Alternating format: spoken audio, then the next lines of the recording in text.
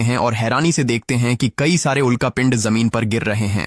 जहां जहां उल्कापिंड गिरते हैं वहां बड़े धमाके होते हैं। एक उल्कापिंड पानी में उनके पास गिरता है तो टॉम तुरंत यॉट को चलाने की कोशिश करता है। इंजन मुश्किल से चलता है, लेकिन तभी एक और उल्कापिंड उस इलाके को हिट करता है। परिवार डर के मारे एक दूसरे को कसकर पकड़ लेता है। तभी टॉम को समझ आता है कि जो आग के गोले गिर रहे हैं वे उल्कापिंड नहीं बल्कि सैटेलाइट्स हैं। उसी वक्त बेन देखता है कि यॉट से धुआं निकल रहा है। टॉम चेक करता है और कंफर्म होता है कि इंजन खराब हो गया है। हवा तेज होने लगती है तो फैमिली यॉट के अंदर छुप जाती है, बिना ये नोटिस किए कि कंपास बहुत तेजी से घूम रहा है। यॉट जोर जोर से हिलने लगती है। बेन फिर से गिर जाता है और इस बार उसे चोट भी लग जाती है। लहरें तेजी से यॉट से टकरा रही होती हैं। टॉम स्ट्रगल करके बाहर जाता है और लाइफ जैकेट्स लेकर आता है। तभी पावर चली जाती है। टॉम तुरंत पावर बॉक्स का बटन प्रेस करता है और लाइट वापस आ जाती है। उस वक्त बेन नोटिस करता है कि जूलिया की नाक से खून बह रहा है। जूलिया को चक्कर आने लगते हैं, जबकि कैसी सिंक पर जाकर उल्टी कर देती है। टॉम रेडियो ट्राई करता रहता है पर सिग्नल नहीं मिलता। अचानक एक तेज हाई पिच्ड नॉइज आती है और हवा और भी स्ट्रांग हो जाती है। जूलिया दरवाजे बंद करने की कोशिश करती है पर एक हैच खुल जाता है और हवा खिड़कियां तोड़ने लगती है।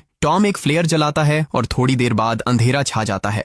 अगली सुबह फैमिली शॉक में उठती है कि वो स्टॉर्म से बच गए हैं, लेकिन यॉट आधी तबाह हो गई होती है। जब वो बाहर आते हैं तो देखते हैं कि समुंदर का पानी गायब हो गया है और यॉट अब जमीन पर अटकी है। सब ये देखकर शॉक में आ जाते हैं। कैसी सिग्नल चेक करती है पर नेटवर्क बिल्कुल डाउन होता है। बेन दो मरे हुए केकड़ों से खेलने लगता है। टॉम कंपास चेक करता है और देखता है कि वो उल्टा हो गया है। ये आखिरी बार 7 लाख साल पहले हुआ था। कैसी को लगता है कि उसका बॉयफ्रेंड मर गया होगा और वो टूट जाती है। जब जूलिया उसे समझाने आती है तो कैसी उसे दूर कर देती है और छुपने चली जाती है। जूलिया और टॉम बची हुई सप्लाईज देखते हैं। बेन अपने बर्थडे बलून्स एक पत्थर से बांध देता है ताकि शायद कोई बचा हुआ सर्वाइवर देख ले। टॉम फिर रेडियो ट्राई करता है और इस बार एक आदमी से कनेक्शन हो जाता है। उसका नाम नाव होता है और वो एक सबमरीन का कैप्टन होता है। उसकी सबमरीन भी लैंड पर अटक गई है। वो कंफर्म करता है कि मैग्नेटिक पोल्स रिवर्स हो गए हैं, इसलिए ओशन पीछे हट गया है और जमीन डूब गई है। वो कहता है कि उसने अभी तक और सर्वाइवर्स नहीं देखे और कम्युनिकेशन सिस्टम्स बिल्कुल डाउन हो गए हैं। वो मजीद ये भी कहता है कि पोल्स फिर रिवर्स होंगे और शायद एक हफ्ते में समुंदर वापस आ जाएगा।